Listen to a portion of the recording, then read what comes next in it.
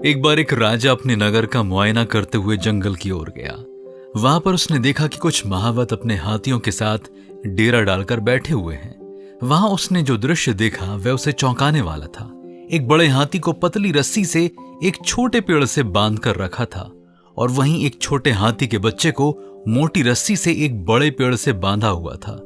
छोटा हाथी पूरे बल से जी जान लगाकर उस रस्सी को तोड़ने की कोशिश में लगा हुआ था। राजा ने महावत से पूछा, यह क्या है? बड़े हाथी को पतली रस्सी से इस छोटे से पेड़ से बांधा हुआ है और इस छोटे से हाथी को इतने बड़े पेड़ से मोटी रस्सी से बांध कर रखा हुआ है। महावत ने राजा को उत्तर दिया, जब ये बड़ा हाथी छोटा था तब उसे भी बड़े पेड़ से मोटी रस्सी से ही बांध कर रखा जाता था। हाथी ने बहुत सी कोशिशें की कि किसी तरह रस्सी को तोड़कर मुक्त हो जाए, परंतु वह असफल रहा। इसलिए उसने रस्सी को तोड़ने का भरोसा छोड़ दिया।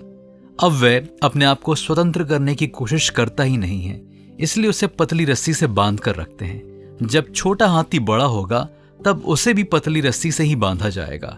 राजा को यह बात अब समझ में आ गई।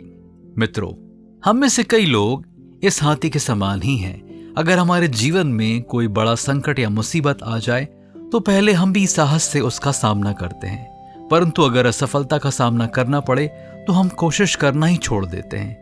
इसके बाद अगर कोई छोटी सी समस्या हमारे सामने आ जाए तो हम उसका सामना करने से हिचकिचाते हैं और उदास व परेशान होकर हार मान लेते हैं। इस तरह की सोच रखना गलत है।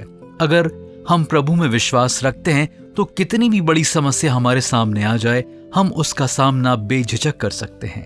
बाइबल में पौलुस ने 2 कुरिन्थियों 4 अध्याय 8वीं और 9वीं आयत में इस प्रकार कहा है, हम चारों ओर से क्लेश तो भोगते हैं पर संकट में नहीं पड़ते, निरुपाय तो हैं पर निराश नहीं होते, सताए तो जाते हैं पर त्यागे नहीं जाते, गिराए तो जाते हैं पर नाश नहीं होते।